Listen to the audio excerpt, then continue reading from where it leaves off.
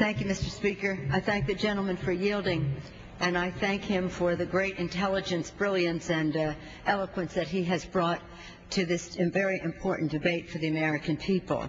I want to thank him as chair of the Financial Services Committee for his tremendous leadership. I want to also commend Congresswoman Maxine Waters as chair of the Subcommittee on Housing, acknowledge the excellent work of Chairman Charlie Rangel on the Ways and Means Committee, without whose leadership we would not be here today, and also Subcommittee Chair Richie Neal for his extraordinary leadership. I'd hope that this legislation would have been the product of much more bipartisanship, and it seems that it has been between the White House and the Democrats in the Congress. As a fan of Congressman Spencer Baucus, I also want to acknowledge him, and we have some areas of disagreement here, but I'm pleased that we're able to move forward.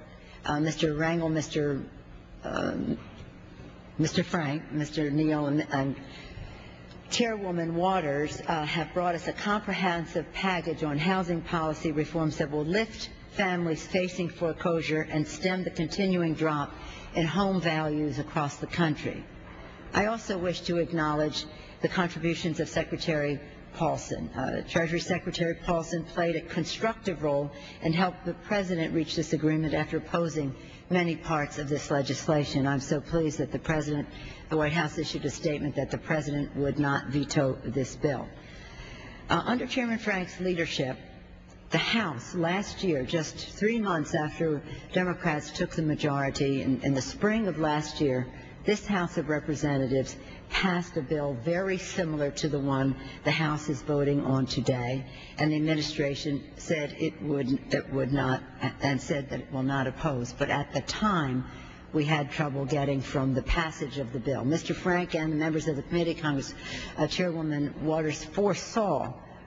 They knew there was a need for legislation.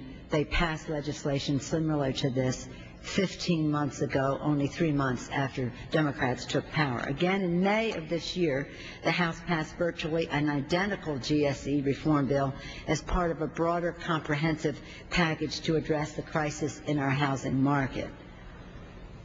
Also, in January, in discussion over economic stimulus package, we proposed the inclusion of both the GSE reform bill and the FHA reform bill that are now in this package. Fortunately, we could get agreement on that. The bill that the House takes up today, if enacted, will represent the most far-reaching reform of our nation's federal housing finance system in a generation. Chairman Frank had the foresight to build a bipartisan consensus around the bill that addresses the difficult challenges in our housing markets and communities across America. To help American families avoid the foreclosure and jumpstart the housing market, this legislation first class families away from predatory subprime loans and provides them with affordable mortgages, shields middle-class borrowers from predatory lending practices, and provides foreclosure avoidance counseling opportunities, protects taxpayers, not speculators, by requiring lenders and homeowners to take responsibility, and it offers tax breaks to first-time home buyers. In this bill, we are also ensuring that legislation increases the stock of affordable housing by preserving affordable rental housing for seniors and other populations in communities across America, provides tax incentives for the production of rental housing for low-income populations. So while all the attention is on the GSEs, the Fannie Mae and Freddie Mac and the rest, I wanted to be sure that people understood what was happening to help working families in America. I would have liked to have seen a seller finance down payment provision that would help low and moderate income families achieve home ownership, and I hope that that issue will be revisited in future legislation. And I would also hope that we can review carefully what the most appropriate governance structure to oversee the GSE, including the federal home loan banks. The federal home loan banks were not part of the problem, and I know they have some concern about whether a single individual, an executive director, or a governing board would provide better governance. I think that it would be important for us to review this. On the subject of our veterans, this legislation, and thank you, Mr. Frank, is also helping returning veterans achieve the dream of home ownership by increasing the VA home loan limit for veterans in high-cost areas. I'm so proud of that.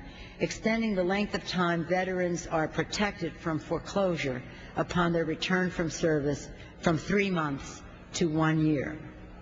The bill does many other things, too numerous to mention here, but suffice to say that we are addressing a crisis of historic proportions, and the bill protects the futures of our families and their housing. Having just returned from the Gulf Coast region, I would also like to note the significant contributions to this bill of two of our newest members of the House, both of whom hail from the Gulf area, Don Cassiu from Louisiana and Travis Childers from Mississippi. Congressman Cassiu and Congressman Childers sponsored legislation cutting red tape at HUD so that public housing facilities can receive swift assistance from FEMA after natural disaster. Their legislation also authorizes funds to combat violent crime on or near the premises of public or federally assisted housing facilities. Their achievement is a testament to their diligence and dedication in representing their districts. As